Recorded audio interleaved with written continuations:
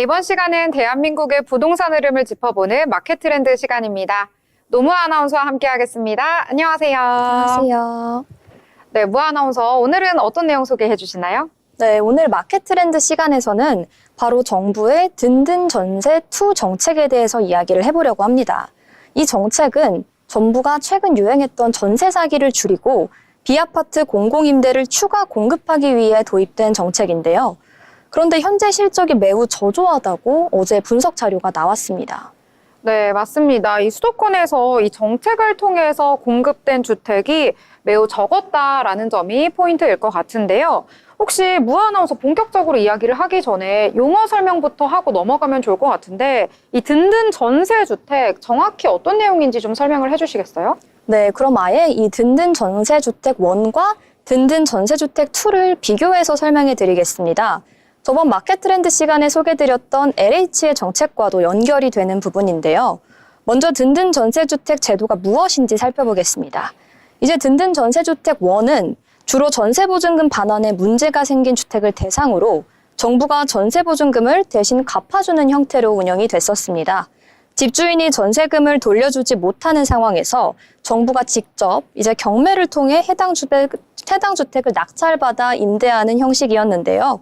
이렇게 된다면 전세 사기와 같은 문제를 예방할 수 있고 임차인은 안전하게 거주할 수 있다는 장점이 있었습니다. 반면 든든 전세주택 2는 이제 기본의 1번 제도와는 조금 다른 방식으로 운영이 됩니다. 정부가 집주인에게 직접 전세보증금을 대신 갚고 그 집을 환매 조건부로 매입을 해서 임대를 해주는 형태인데요. 정부가 집주인에게 보증금을 대신 갚고 일정 기간이 지난 후에는 집을 임대인에게 우선 매수할 기회를 주는 방식으로 임대인에게 조금 유리한 혜택이 추가된 것으로 보시면 될 것 같습니다. 네, 이 똑같은 든든 전세주택이라고 하더라도요. 1번 제도와 2번 제도가 차이가 있는 것 같은데요. 일단 1번 제도는 주택을 직접 경매로 매입을 한 뒤에 임대를 하는 방식, 그리고 2번 제도는 정부가 보증금을 대신 갚고 그 주택을 매입하는 형태, 이렇게 차이가 있다라고 보시면 될 것 같은데요.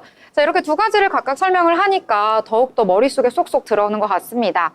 자, 그런데 오늘 핵심 내용인 이 2번 제도가요, 실적 부진이다라는 게 핵심이라고 하네요. 네, 맞습니다. 이제 지난 14일 주택보증공사에 따르면 든든 전세주택 2는 지난 2022년과 2023년 그리고 2024년을 거쳐서 수도권에서 총 12채만 매입되고 공급이 됐다고 합니다. 정부는 2022년 2,000채, 2023년에는 4,000채를 공급 목표로 잡았었는데요. 그에 정말 한참 못 미치는 상황이라고 할 수 있습니다. 사실상 정책의 목표 달성에는 실패한 것으로 보입니다. 네, 지금 뭐 2022년에 2,000채, 23년에 4,000채면 6,000채 정도 되는데 총 합해서 12채밖에 안 된다고 하니까 굉장히 저조한 실적이다라고 보실 수가 있겠는데요. 이 앞에 간단히 소개는 해주셨는데 어떤 방식으로 진행되는지 이 제도 2에 대해서 더욱더 구체적으로 설명을 좀 해주시겠어요? 네, 오늘 소식의 핵심이라 할 수 있는 전세주택 2 좀 자세히 설명해 드리겠는데요. 든든 전세주택 1란 HUG가 집주인에게 전세보증금을 대신 갚아주고 그 집을 환매 조건부로 직접 매입을 해서 임대를 하는 방식입니다. 간단히 말해서 집주인이 전세금을 못 갚아 전세 사기가 발생할 위험이 있는 집을 정부가 대신 갚아주고 그 집을 임대하는 것입니다. 이때 집주인은 6년 동안 남은 보증금을 갚으면서 5년 임대 의무 기간이 끝나면 우선 매수할 수 있는 기회를 갖게 됩니다. 그렇군요. 그런데 또 일각에서는 비판이 일고 있다고 합니다. 집주인에게 너무 많은 혜택이 돌아가고 있다. 이런 내용도 좀 있다고요. 네, 핵심을 굉장히 잘 짚어주셨는데요. 집주인에게 상당한 혜택을 주고 있다는 비판이 커지고 있습니다.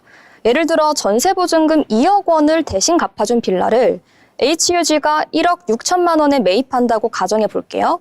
그러면 집주인은 나머지 4천만 원에 대해 연 5%의 이자만 내고 6년 후에는 이제 그 돈을 일시불로 갚으면 되는데요. 이 과정에서 집주인은 실제로 그 전세보증금을 갚지 않아도 되고 일정 기간 후에는 집을 팔아서 시세 차익도 얻을 수 있다고 합니다.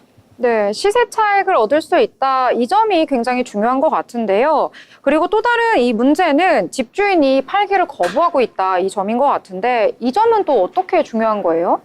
네, 바로 그 부분인데요. 집주인들이 집값 상승을 기대하고 HUG에 팔지 않고 있습니다. 정부는 시세 차익을 줄이기 위해서 5년이 지난 후에 이제 매각을 할 때 집값을 100% 감정평가에 시세 차익을 막겠다고 했지만 여전히 많은 집주인들이 매도를 미루고 있는 상황입니다. 네, 이 집주인들의 기대와 행동 큰 영향을 미치고 있다라고 보실 수가 있겠는데요. 앞으로도 이 문제를 해결하기 위해서 여러 가지 노력이 좀 필요하겠군요. 네. 오늘은 그래서 든든 전세주택2의 정책의 실적 부진에 대해서 다루어 보았는데요.